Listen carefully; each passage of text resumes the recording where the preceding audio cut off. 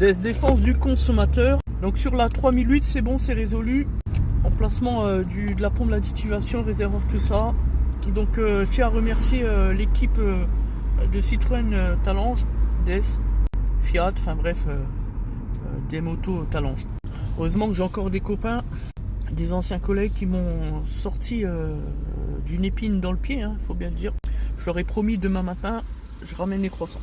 Donc justement, au niveau technique, on se rappellera et on le met en nota que le calculateur d'additivation, de pompe d'additivation, lorsqu'on passe par le Diagbox spécifique Citroën, celui qui est quasi conforme au 3008 année 2017-2019, c'est le Jumpy.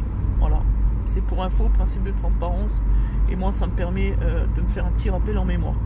Donc pourquoi j'ai dû donner un petit coup de main à Citroën Talange? Tout simplement parce que mon Diagbox il est un petit peu ancien. Donc c'est parti, hein, on va commander la toute dernière version pour pas embêter les travailleurs de chez Citroën. Parce que le but c'est pas de toujours aller les voir pour les embêter dans leur travail du quotidien. En tout cas un grand merci, en particulier à Lionel. Putain, il y a des trous partout là. Donc je disais un grand merci à Lionel. Donc maintenant on va terminer par le nettoyage FAP pour parfaire l'intervention. Donc évidemment plus de défaut, on avait la clé orange ici puis le voyant service. Donc sur l'évolution ici, le travail de la pompe elle est séquencée comme on peut l'entendre. Il y a tout encore. Tic tic tic tic tic. En effet, la stratégie d'additivation est différente des autres plateformes type 208, 2008, etc. D'où l'intérêt de réaliser un essai sur eux, ce qu'on vient de faire, etc.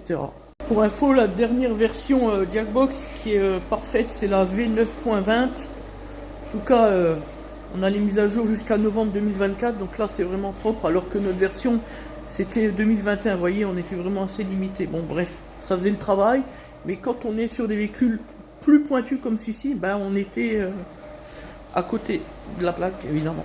Comme quoi que ça sert d'avoir des copains chez Citroën encore.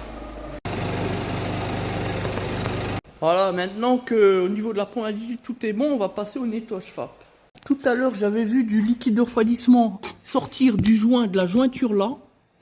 Et puis là, c'est ici. Alors celle-là, il faudra me l'expliquer. Regardez ça. Je crois que j'ai compris. Hein. Ça sent l'évaporateur intérieur, le radiateur dans l'habitacle, derrière le tableau de bord. C'est la seule explication que je vois.